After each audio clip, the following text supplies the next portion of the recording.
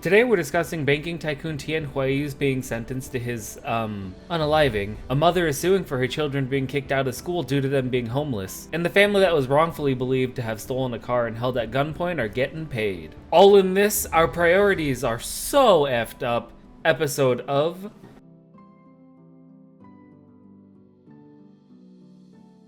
Hello, Internet. Welcome back. You're looking good. Quite sexy, if I may. So I've learned over the last week that I can't really talk about whatever I want to yet because, suppression sucks. Having said that, I did find a few things I want to talk about. But before we get started, don't forget to subscribe so you never miss an episode. Oh, and can anyone tell me, does my subscribe button do the animated flashy thingy? Just curious. Anyways, Alice, you're up. Tian Huiyu, the former president of China Merchants Bank, one of the largest privately run banks, has been sentenced to death with a 2-year suspension. Well, when they say crime doesn't pay, I guess they're not kidding. At least in our adversary's banking sector.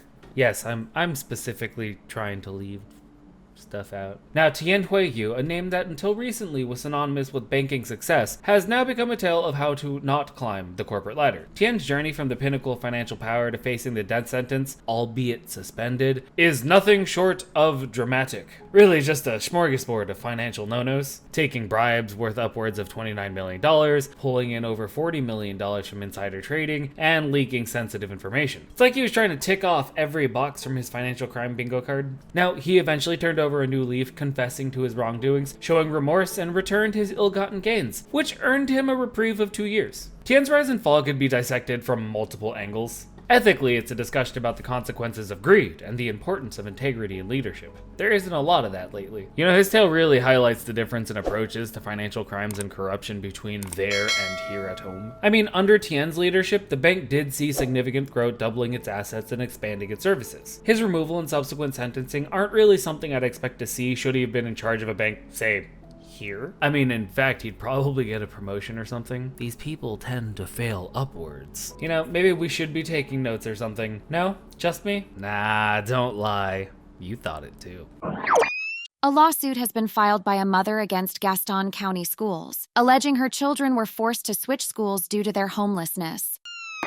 Now, let's dissect. Facing homelessness is an incredibly daunting challenge for any individual or family, presenting a myriad of obstacles that can feel, insurmountable. I myself was in a teenage crisis shelter at 18. It's not a fun experience. It's pretty fucking scary, to be honest. Amid such adversities, encountering additional unexpected hurdles can feel particularly jarring. One such hurdle is the disruption of your child's education due to a lack of permanent address, which unfortunately became a reality for a mother known only as KL and her children. Now, the MVA, editor do your thing, was designed as a safeguard to prevent exactly this type of situation, aiming to ensure that children in unstable housing conditions aren't further disadvantaged in their education. However, this would appear not to be the case for KL's family, not being allotted the proper support. The suit she filed reveals the struggle to keep her children in their familiar education environments, a struggle that was met with resistance despite the clear protections. The repercussions from this type of instability go far beyond the immediate inconvenience. For the children involved, the loss of their educational continuity, social circles, and participation in activities will most likely disrupt their sense of stability and normalcy. The psychological strain, academic challenges, and erosions of familiar social bonds can profoundly affect their growth and future opportunities. Supposedly our whole thing is about protecting children, is it not? So is that argument just all talk?